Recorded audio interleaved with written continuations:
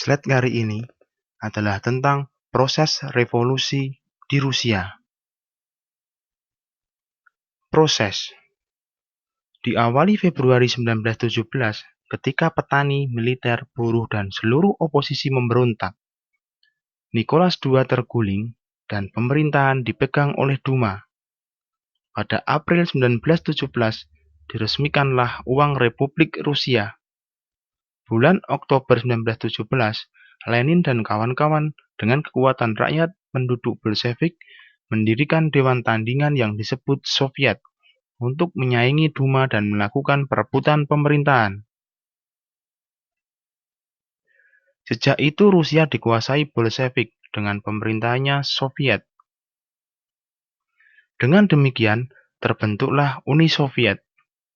Revolusi Bolshevik menandai perubahan besar ideologi di Eropa, karena sejak itu komunis di Eropa dikendalikan Rusia dan terus berusaha menguasai serta mengkomunikasikan Eropa. Kehendak ini bertentangan dengan kapitalis demokratisasi liberal. Maka terjadilah persaingan antara liberal dengan komunis. Akibat revolusi, perubahan pemilikan tanah pribadi di Rusia yang semuanya diambil alih oleh pemerintah, begitu pula industri perkebunan dan sejenisnya.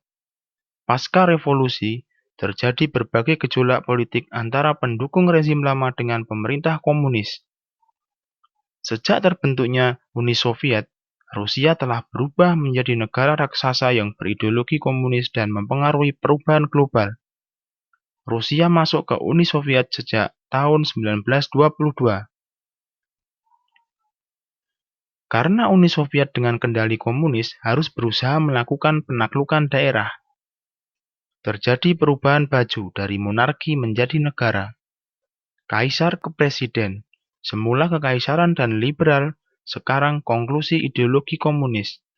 Tetapi prakteknya konstitusional. Rusia, ambisius dan industri. Selama keberadaan Uni Soviet, selalu bersaing dengan negara kapitalis.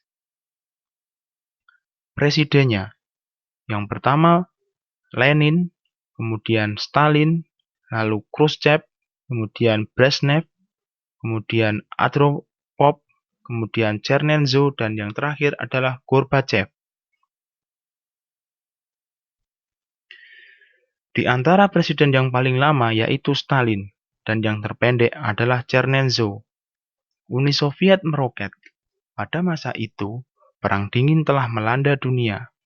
Stalin membangun militer dan industri. Target 20 tahun ke depan menjadi negara yang besar dan kuat. Program ahli teknologi modern seperti Inggris, Jerman, dan Amerika Serikat. Pada masa pemerintahan Stalin, strategi politik global yang dilakukan bermuka dua. Yang pertama, menjalin hubungan dengan Amerika Serikat maupun Jerman, padahal ideologi komunis bertentangan dengan keduanya. Sebelum PC2 meletus, Stalin menjalin hubungan dengan Hitler untuk membagi wilayah Eropa Utara. Beberapa kerajaan kecil di Eropa Utara dapat dikuasai tanpa gangguan yang lain.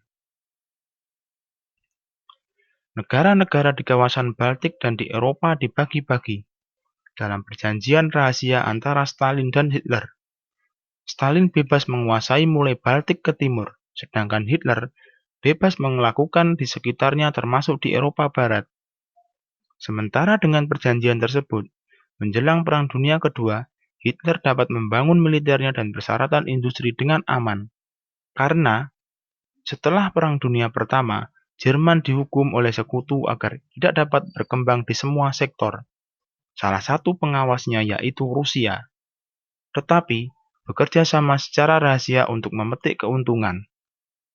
Ketika Perang Dunia meletus, Prusia atau Jerman dan Rusia sudah siap.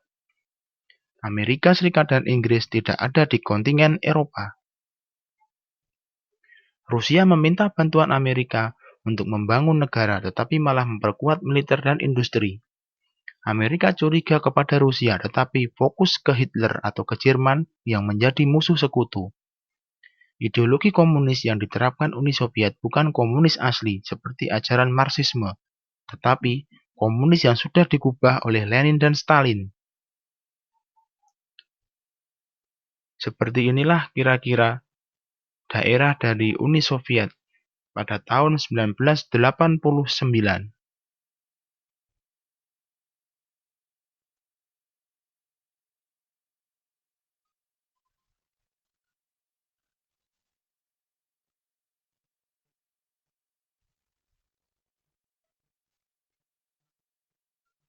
Ini adalah pawai tentara di Rusia.